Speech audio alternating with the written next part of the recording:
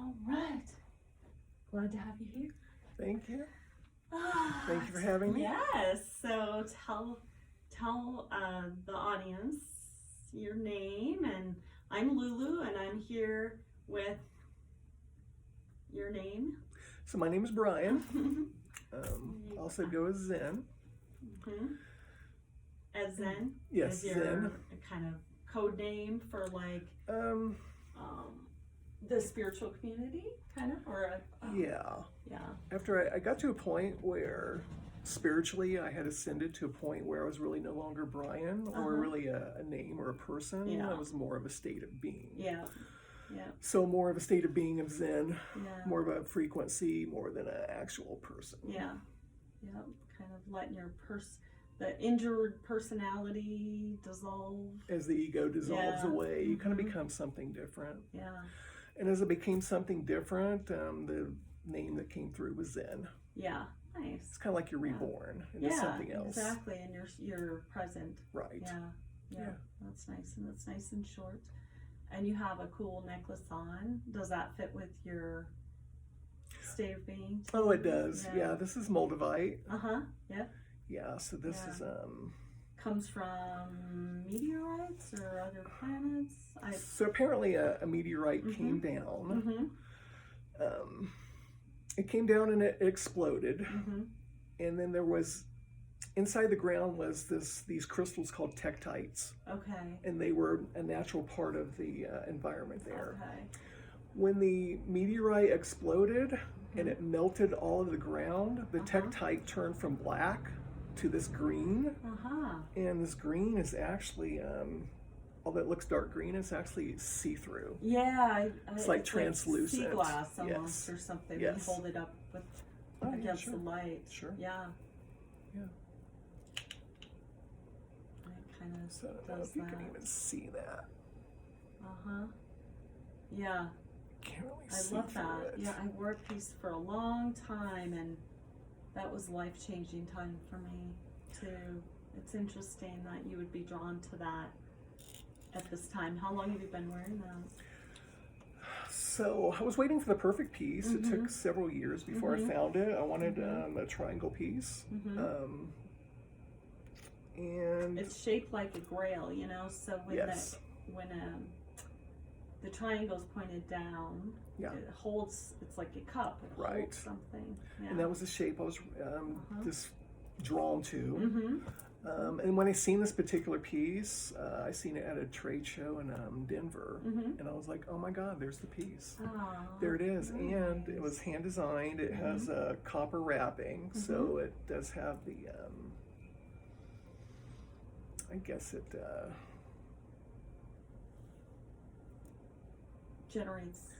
conducts, yes. Thank you, conducts the energy. Yeah. And then it has a Herkimer diamond in the middle. Oh, okay, cool. What's a Herkimer? So Herkimer diamond only comes from Herkimer, New York. It is a octahedron in shape. Okay. It's one of the very few. And so those two combinations, you always see those together. Nice. So when I seen that, I'm like, okay, that was perfect. That's it. Yeah. Did you go to the holistic fair this weekend at the ranch? I did, just to see a card reader. Yeah, I go to see Sonia Shannon. Okay, I don't know her. Yeah, she's one that, if you've seen her from a distance, she looks like an elven princess. She's about almost 6 feet tall, blonde, definitely Palladian. Beautiful, beautiful person. Gentle nature. Yes. Palladians. So I go to see her every time she's in town. Probably one of the most powerful people I've met. Almost like a mind reader when you sit with her. Nice. Oh, that's great. Wow, that's cool. I didn't make it out. I missed it. But tell me, Brian, so what the purpose of this interview is to talk about ayahuasca before you journey, because you're planning to journey soon. Yes. And then that kind of gives the information up of, you know, what your fears are, maybe what you're thinking about, what your hopes are on it, or what you hope to get from it. You know, any of those things we could hit upon Anything comes to mind there? Sure. Yeah. It was probably been 5 or 6 years ago. I just knew in my consciousness that like I needed to try ayahuasca. Yeah. Didn't know why exactly. Yeah. Didn't even really know anything about it, other than some people have had these experiences. Some of the higher ups like Steve Jobs and Bill Gates and these major hard-hitting rich people have done this. Yes. So and they're ultra creative people. Yes. Like the ultra highest, creative, and that's what like that's what they were saying. Like even the iPhone ideas and stuff came from these experiences. Yeah. So what's really interesting is that so every year, like I would go and I'm like, okay, what does it cost to go down to South America? What is it going to cost me? Yeah. And so I would check into it, and you know, I mean, you could spend $5,000 pretty easy. Yeah, and plus the fear of going across the border. Like, okay, so I was, you know, I mean, there's fear around the ayahuasca trip itself, but then there's the actual going to this place, like you're going to cross the border. You're going to go to, you're not even a citizen in this place, so where the heck? What if you end up in a jail on some trumped up charges? What if what if you lose your ID? What if you lose your passport? What if you're just, you know? So all these what ifs, and then of course you're going to go in the jungle.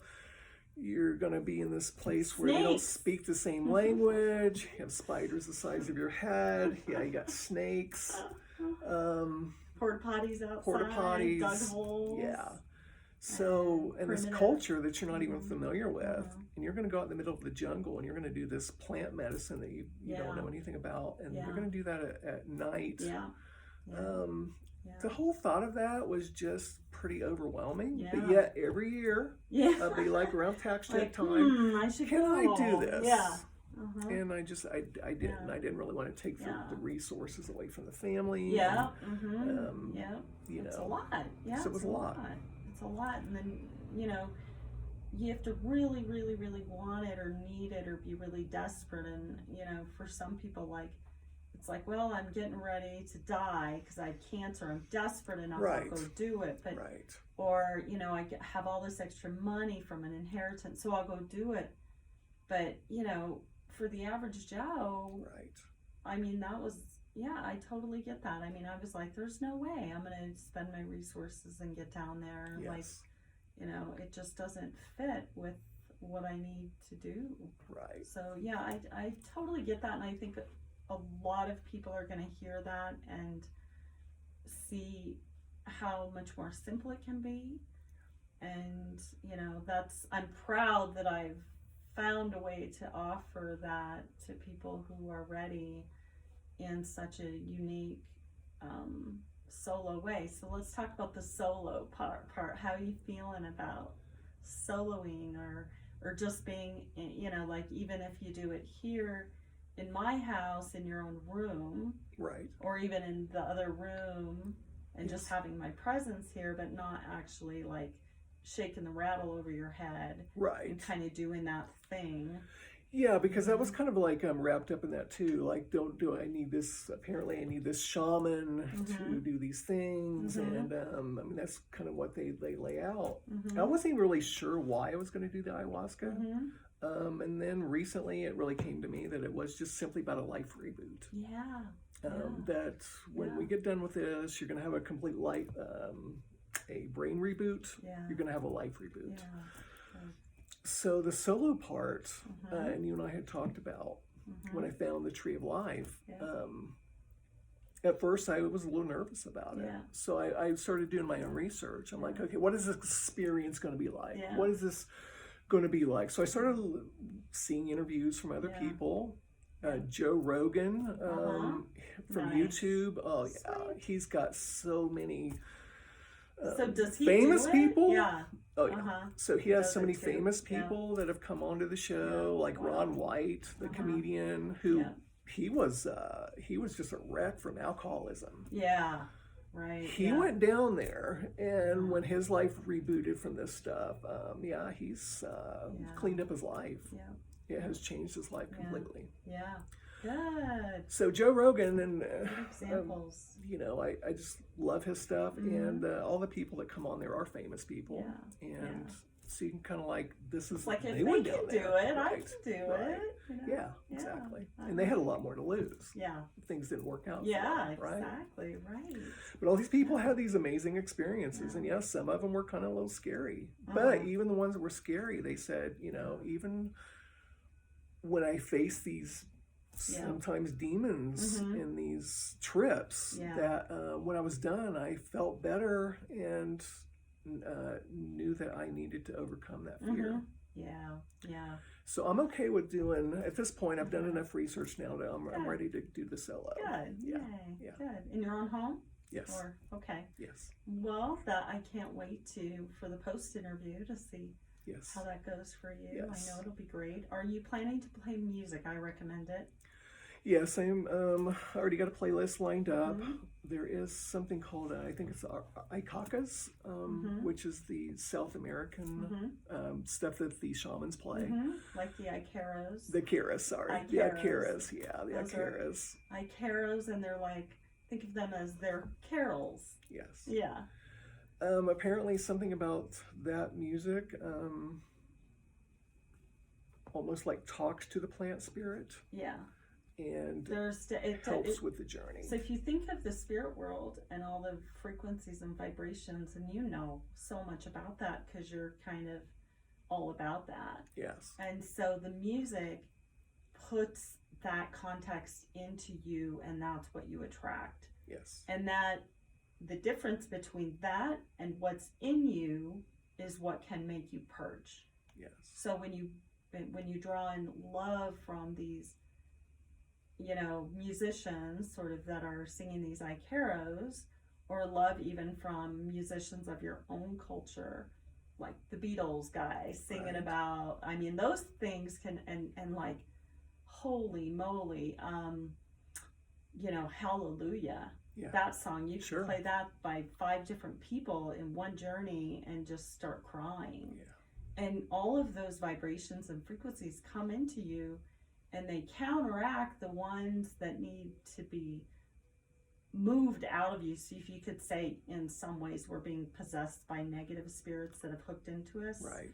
And that clears those, and we Yes. purge that, throw up, and choral music is a great one that I always forget to play too. But somebody recently was saying, well, they started crying and everything because they were playing choral music. It was so beautiful. Yeah. Yeah. I'm ready to release with crying. I'm ready to release with vomiting. I've seen interviews where people said they actually vomited up a black goo. Yep, I've seen this. It's like, you know, people are like, I don't remember eating black goo, No, but this stuff was trapped in my yep. body. Yeah. Like, where the hell does that come from? Yeah. It's like comes out of the pancreas or something deeper. Yeah. Or the liver or something. Right. Yeah. I'd even wondered, like, is it like even like a nanotechnology, like a smart dust? Yeah, right. Not even really sure, but it wasn't supposed to be in the body. No it was way, rejected. So I'm looking Thank forward to God. that. Yeah, it's definitely a form of evil. Yes. You know? Right? It is. It's nasty, you know? It's So- like, get it out. So yeah, I'm ready to get rid of that. Good. So I'm pretty excited about it. Ah, that's great. Yeah. Good. Do you have any things that you're going to do for ceremony? Have you thought about? Are you going to burn sage and then maybe Palo Santo? Because I know you're into essential oils and right. things. So I'm going to do it in my Reiki room. Mm-hmm. Yeah, let's it's talk about your Reiki room. What does that look like? So the walls are purple, Mm-hmm. and I have a Reiki bed in there, but Mm-hmm. mainly it just has a few sacred items, Yeah, like crystals, singing bowls, crystals. Uh-huh. The space is cleaned, so I plan to do the saging first. Uh-huh. But a week before, I'm gonna pretty much clean up. Yeah. Like I'm just not gonna eat very much. Uh-huh. I'm Yeah, going to it'll work fast the better. entire day before. Good. You know, you Yeah. like don't necessarily have to do that. Right. This is what I want to do. It works better. Yeah, I'm But gonna make sure my body is purified. If you don't get to it, the ayahuasca will help you to start purging. Right. So I always tell people, like, if you're going to go to Peru and spend $1,000, you better fast first, right? Because you want it to work. Right. But if you're going to do it at home and it only works so much, it's always working. Yes. But it's like if you really want visuals and you've been drinking for 30 years, you're not going to get visuals the first 3 times, probably, But it doesn't mean you shouldn't do it. Like people think, oh, then I'm never ready, and they never do it. Yeah. So if you don't get around to that pre-fasting, do it anyways, because it almost does a week of fasting for you in a sense on the clean out. I just feel like, I want to make the if you're going to vomit, if you're going to purge these things, if you're going to have this experience, to make it less violent as possible. Make it as easy on your body as you can. It's funny, because I had a guy who had been eating nothing but watermelon for like a month. He was literally living on that, and he was as pure can be. His body had just pumped out everything, and he spent the entire ayahuasca night in the bathroom. Wow. And I was like, what the heck is coming out of there? Yeah, not going to be quite that extreme. And it was violent. Yeah. But you never know. Like, that's the weird thing, is you just get what it gives you. Right. And it's always what you need. Yeah. Whatever it is. So that's pretty much, the week before I'm going to start monitoring, what I'm putting into my body. Start eating less and less. And then the day before I'm going to do a complete fast. Yeah. And then the day of will be a fast. Good. And then just some water. Yeah. And maybe just even a pinch of sugar just to make sure the glucose levels are good. Going to do saging. We're going to do some Palo Santo. Oil. We're going to do that, of course. Will you put it in a diffuser? Yes. Or just... I have pure oil, and then I rub it on my palms and rub them together and just kind of inhale that, and that kind of goes up into the air. It calls in the saints. Yes. So in Oaxaca, when they use Palo Santo, it's to call in the saints. So it means to call in the pure, good light energy. Yeah, I'll take that. Exactly. Right? It's like we kind of want to, we don't want to hang out with those assholes that show up and try to take you back over. Right. Because they don't like that. They'll fight hard. They'll fight really hard to hang on to you.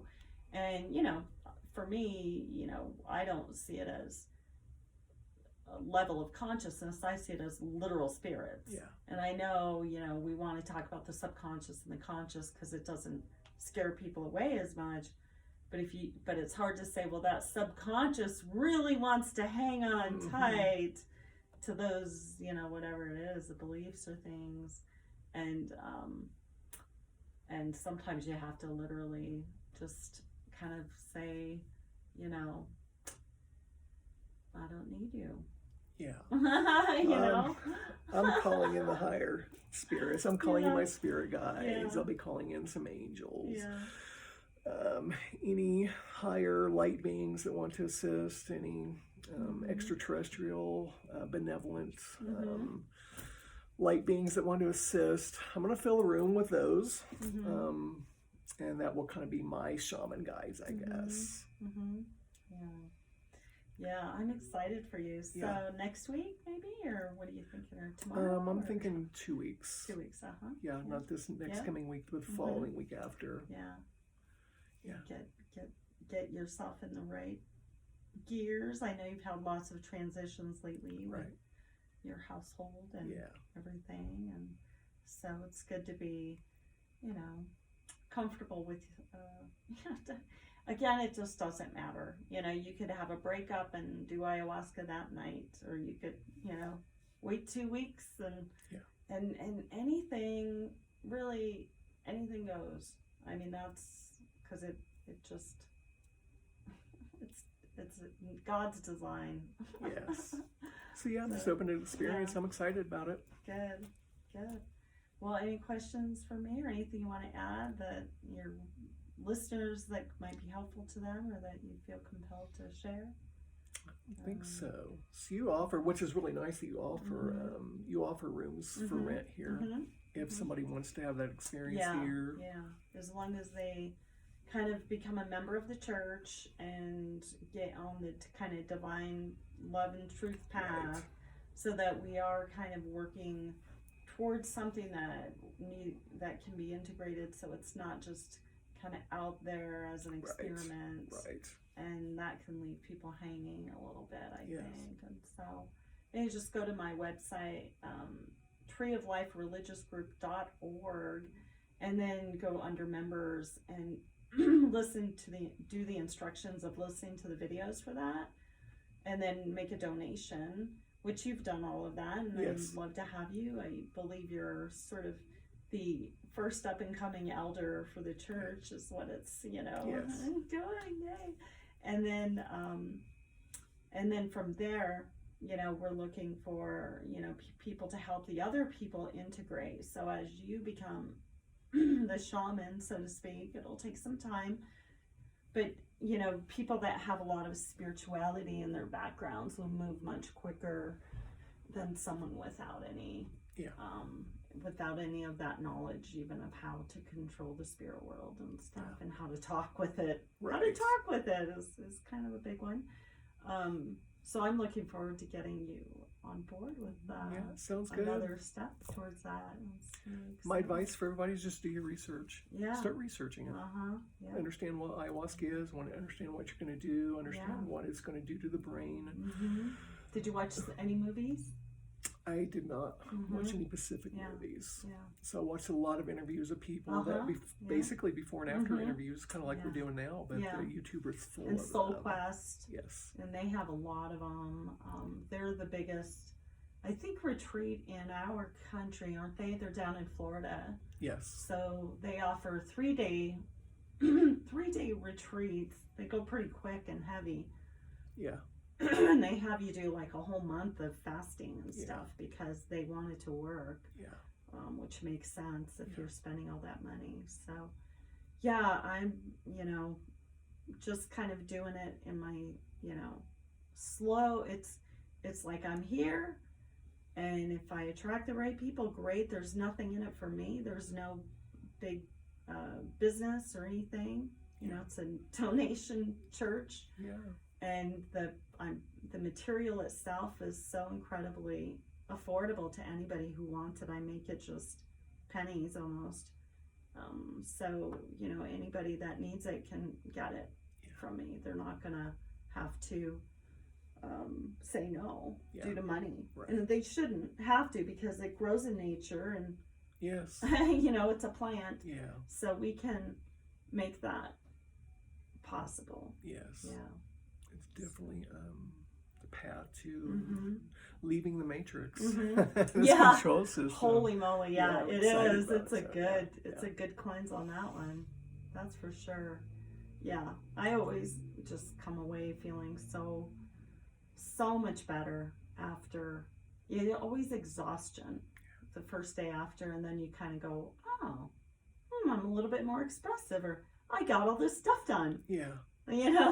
Or hey, something's happening, like you have this energy to do things or change or be creative or call somebody that you should or anything.